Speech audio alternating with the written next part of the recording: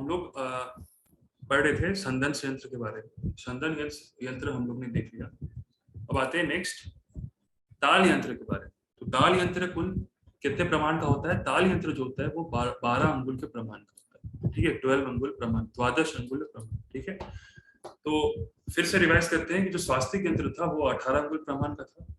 फिर संदन यंत्र जो था वो 16 अंगुल प्रमाण का है, 16 अंगुल। एंड जो ताल यंत्र है वो 12 अंगुल यानी 12 अंगुल प्रमाण का था। और ताल यंत्र कुल कितने होते हैं? कुल 2 होते हैं।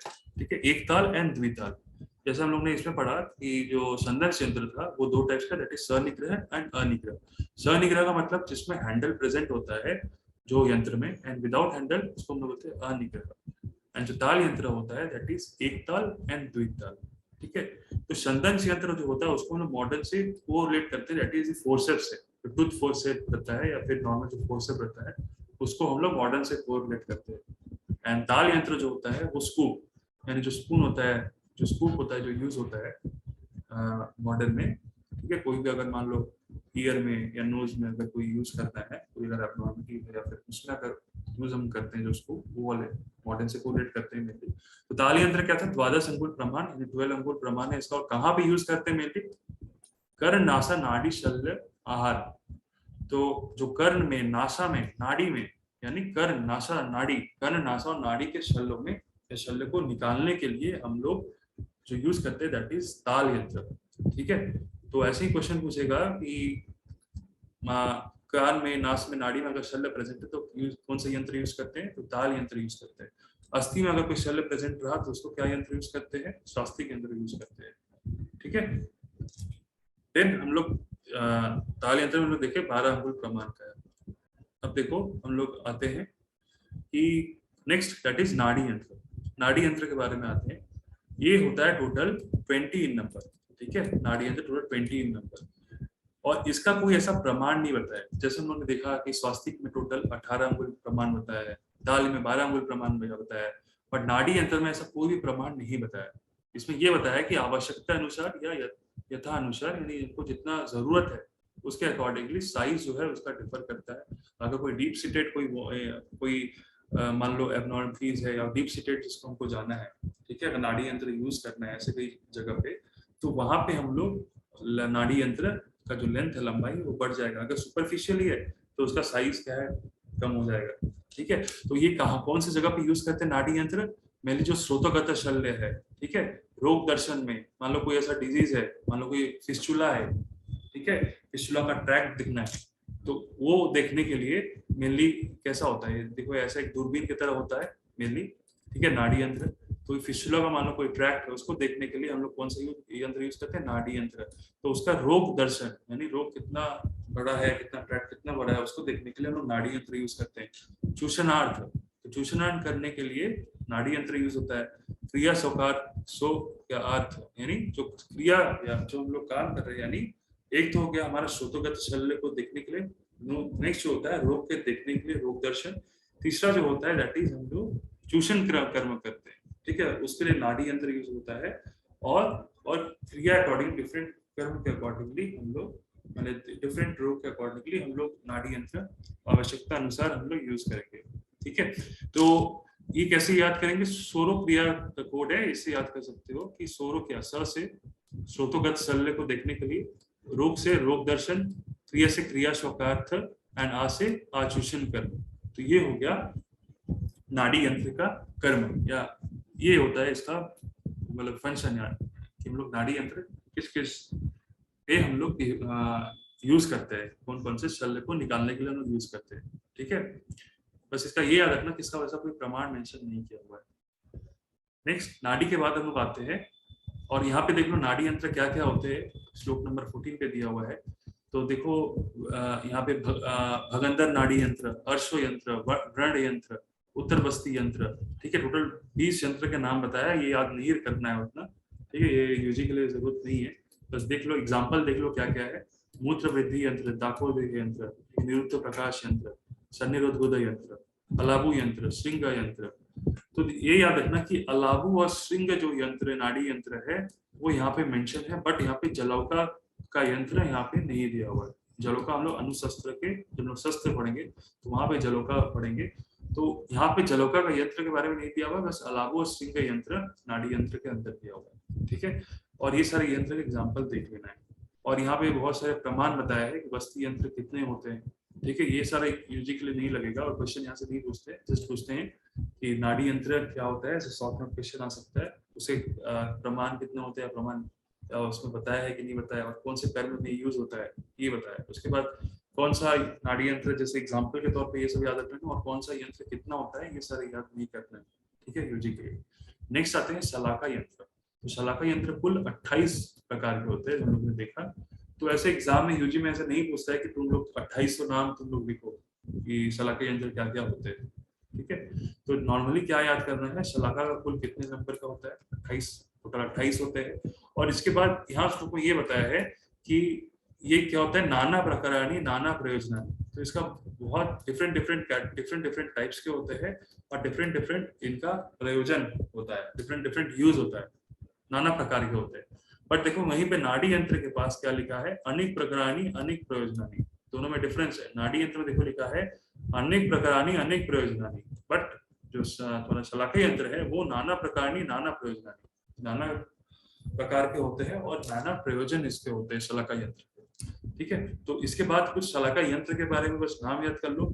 और इसमें एक्चुअली दिया है कि जो 28 प्रकार के जो शलाका यंत्र है वो 28 टाइप के बारे में बताया, कुछ टाइप्स के बारे में बताया, और वो जो टाइप्स है वो फर्दर ऑन कितने टाइप्स का होता है एंड उसका एक्शन क्या होता है, ये यहाँ पे शलाका यंत्र के पर्सपेक्टिव में यूजी के लिए उतना इंपॉर्टेंट नहीं है, बट फिर मैं अगर रीड आउट कर ले रहा हूँ, अगर याद करना चाहो तो याद कर सकते हो। तो इसमें देखो जो शलाका यंत्र के अंदर क्या क्या आते हैं, गंडुपद मुखी, ठीक है, ये यंत्र आते हैं। सर्प फंड मुखी यानी सर्प के फंड के समान मुख वाला शलाका यंत्र होता है, ठीक है। नेक्स्ट, अच्छा नाड़ी यंत्र मैं बोलना भूल गया, नाड़ी यंत्र को हम लोग किससे कोरिलेट करते हैं, मेनली जो स्पेकुलम होता है, ठीक है, नेजल स्पेकुलम या फिर थ्रोट स्पेकुलम, ठीक है, वेजाइनल स्पेकुलम, इसे मॉडर्न यंत्र, मॉडर्न इंस्ट्रूमेंट से हम लोग कोरिलेट करते हैं। एग्जाम में ऐसा पूछता है, और एग्जाम में ऐसा क्वेश्चन पूछता है कि किससे मॉडर्न कौन सा इंस्ट्रूमेंट से तुम कंपेयर करोगे, तो ये सारे इंस्ट्रूमेंट के बारे में बताना है। जैसे संदंश यंत्र हम लोग ने कोरिलेट किया था फोर्सेप से, यानी टूथ फोर्सेप या डिसेक्टिंग फोर्सेप, उससे संदंश यंत्र कोरिलेट किया था। ताल यंत्र मेनली ईयर स्कूप, ठीक है, इसे हम लोग ने कंपेयर किया था। नाड़ी यंत्र मेनली हम लोग सिस्टोस्कोप, ओरोस्कोप, रेक्टोस्कोप, ठीक है, speculum, nasal speculum, vaginal speculum, इससे कोरिलेट हम लोग कर सकते हैं, ठीक है। इवन प्रोक्टोस्कोप से भी, प्रोक्टोस्कोप भी नाड़ी यंत्र का ही कोरिलेशन है मॉडल। नेक्स्ट हम लोग आते हैं शलाका यंत्र में थे हम लोग। शलाका यंत्र क्या कहते हैं, देखो क्या क्या नाम होते हैं, सर्प फंड मुखी होते हैं, ठीक है, बडिश मुखी होते हैं। नेक्स्ट इसके कर्म बताया, ये सारे कर्म क्या क्या होते हैं। तो गंडुपद मुखी मेनली जो होता है वो एशियन कर्म में यूज होता है। सर्प फंड मुखी व्यूहन कर्म में यूज होता है, ठीक है। चालन कर्म तुम्हारा शरप मुखी होता है, बड़ी यंत्र आहरण में यूज होता है, ठीक है। तो इतना सारा याद मत रखो, बस क्या क्या होते हैं बस ये याद रख लो, क्योंकि यहाँ से यूजुअली ऐसा क्वेश्चन सेट नहीं होते हैं। अगर एक बार रीड कर लेना, ठीक है, ये थोड़ा याद करना डिफिकल्ट है, बट अगर याद होता है तो कर लेना। इसमें क्या है, डिफरेंट जो शलाका यंत्र है उसके नाम दिए हुए हैं और उसका कर्म दिए हुए हैं, ठीक है। नेक्स्ट आते हैं उपयंत्र। उपयंत्र कुल आचार्य सुश्रुत के अकॉर्डिंगली 25 टाइप के होते हैं और वाग्भट जी का 19 टाइप का होता है, ठीक है। तो वाग्भट जी ने एक्स्ट्रा क्या क्या माने हैं, देखो वाग्भट जी ने आंत्र काल पाग भय, ये 4 उपयंत्र को अधिक माना है, ठीक है, ये एक्स्ट्रा बताया आचार्य वाग्भट ने उपयंत्र।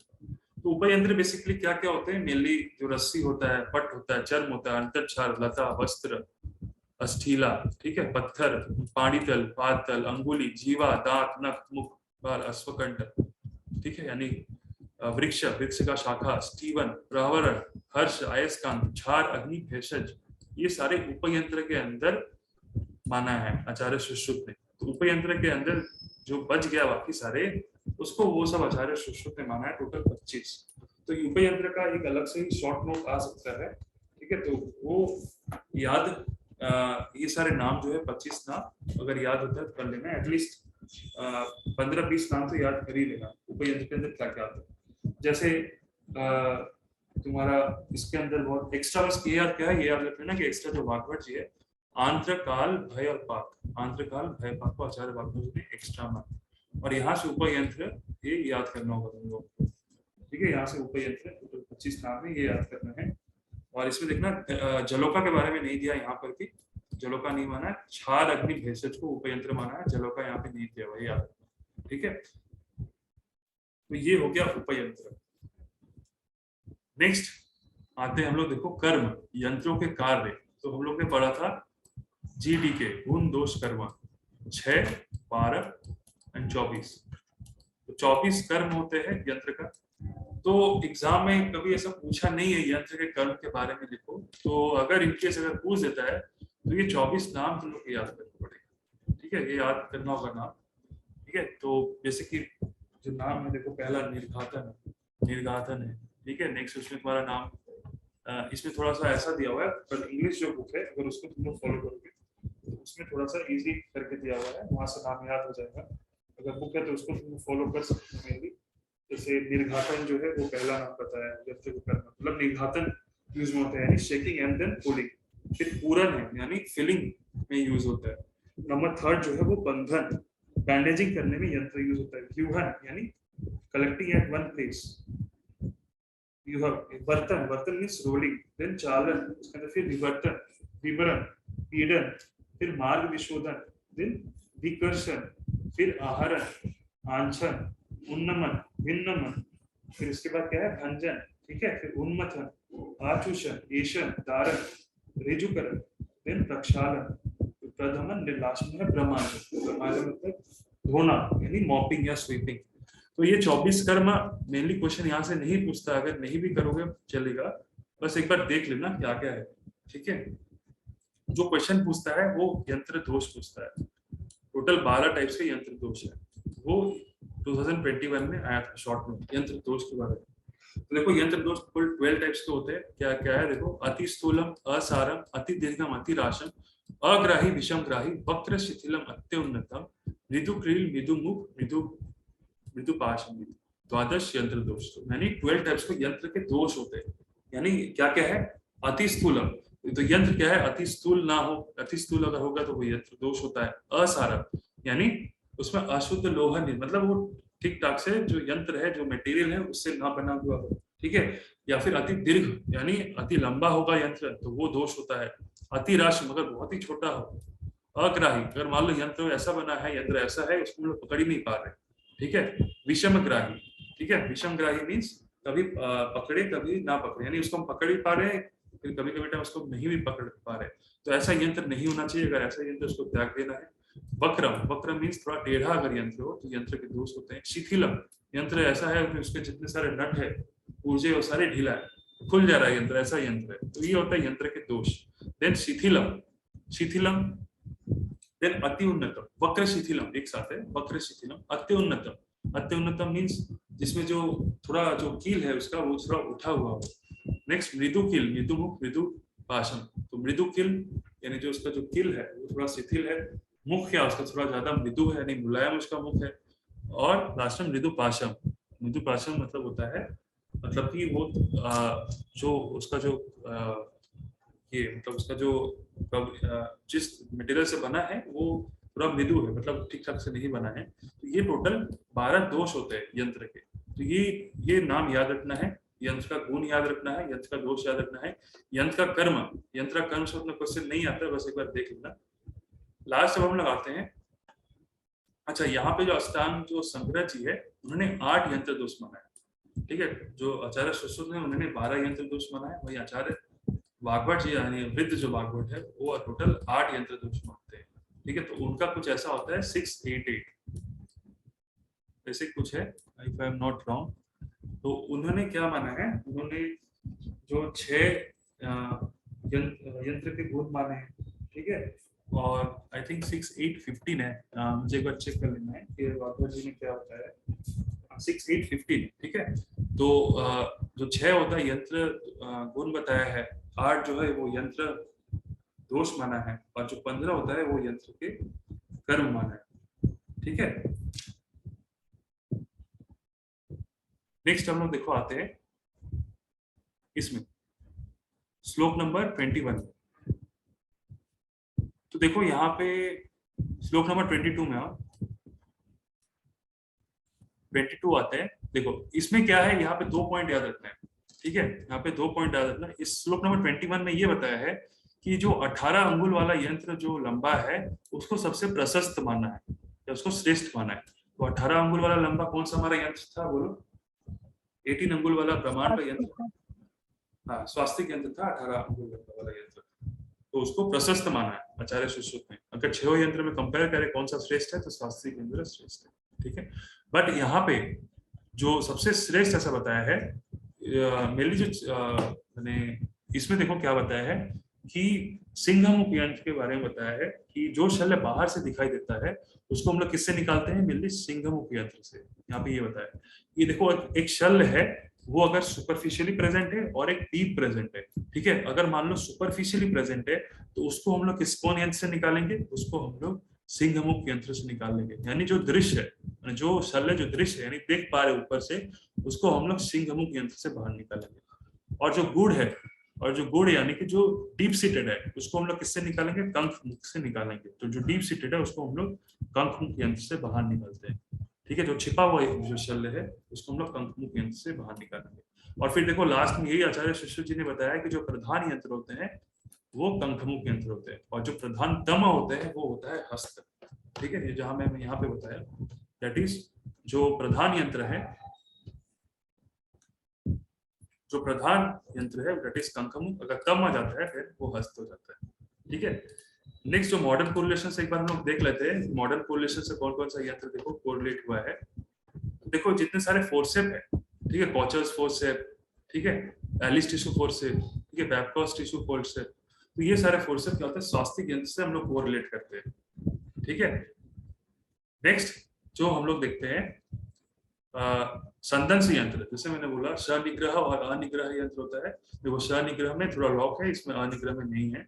ठीक है, और जो मुचुंडी यंत्र यानी प्लेन डिसेक्टिंग फोर्सेप या टूथ डिसेक्टिंग फोर्सेप है, ठीक है, ये सारा हम किससे कोरिलेट करते हैं, संदंश यंत्र से कोरिलेट करते हैं। ठीक है, और जो तुम्हारा ताल यंत्र होता है उसको हम लोग ईयर स्कूप से कोरिलेट करते हैं मॉडर्न इंस्ट्रूमेंट में। ठीक है, और वोक्समैन स्कूप भी जो होता है उसको हम लोग भी ताल यंत्र से कोरिलेट करते हैं। नाड़ी यंत्र जो है देखो, वस्ती नेत्र जो सारे है ये तुम्हारा नाड़ी यंत्र है सारे, वस्ती पूटक हो गया, अलाबु यंत्र, घटक यंत्र, श्रृंग यंत्र, ठीक है, ज्वलोदर यंत्र। तो ये देखो मेनली प्रोक्टोस्कोप, अगर मॉडर्न से कोरिलेट करने बोले तो प्रोक्टोस्कोप से हम लोग नाड़ी यंत्र कोरिलेट करते हैं।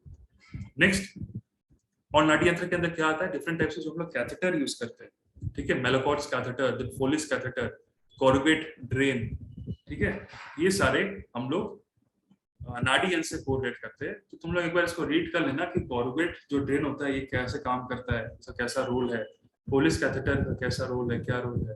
तो ये एक बार देख लेना, ये बाइबल में कभी बार पूछते हैं क्वेश्चन, यहाँ पे दिया हुआ है, एक बार रीड कर लेना।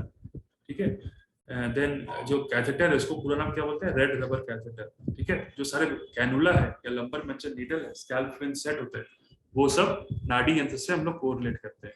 ठीक है, नेक्स्ट शलाका यंत्र। शलाका यंत्र देखो जो सारे हैं जो हम लोग मॉडर्न से किससे कोरिलेट करते हैं, बेसिकली जो सारे प्रोब है, ठीक है, वो सारे प्रोब से, रिट्रैक्टर से हम लोग मॉडर्न से कोरिलेट करते हैं। और ये सारे होगा तुम्हारा उपयंत्र। ठीक है, चर्म है, पट्ट है, वस्त्र है, ये छाल है किसी का, ये लता है, अस्थिला है, ठीक है, ये सारे उपयंत्र होते हैं। नख है, मुख है, दंत है, पादतल है, अंगुली है, जीवा है, पाणितल है, ये सारे उपयंत्र होते हैं। ठीक है, यहाँ पे खत्म होता है यंत्र के बारे में।